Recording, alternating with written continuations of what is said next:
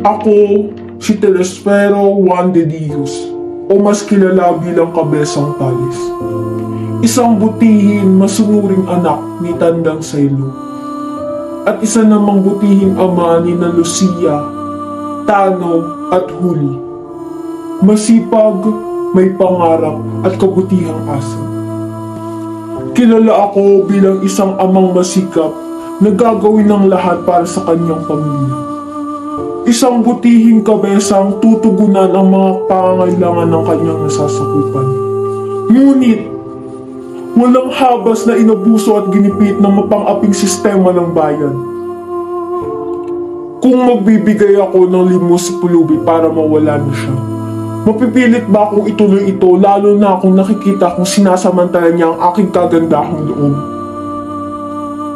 Bakit? Bakit ko bibigyang oportunidad ang mga praileng pasakit at manggigipit na samantalahin ang kabutihan ko gayong kapag pinatulan ko ito ay tiyak mahuhulog ako sa buhay na puno ng pasakit? Binungkal at tinamnan ko ang lupaing ito.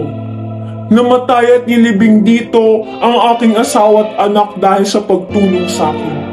Kaya't kailan may hindi ko maibibigay ang aking lupain. Dahil kinakailangan niyo munang diligan ng dugo at ilibing ang asawa at anak dito. Kung sino mang makahihigit sa aking ginawa ay tiyak pagbibigyan ko ng aking lupa.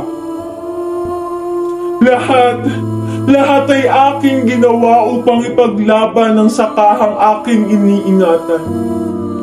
Gumamit ng iba't ibang armas upang ipaglaban ang karapatan ng aking nasasakupan. Ngunit sa huli, ay walang laban akong hinuli ng mga tulisan. Nakalaya man, ay pinagkaitan pa rin ng karapatang makapili ang mga natitirang mahal sa buhay.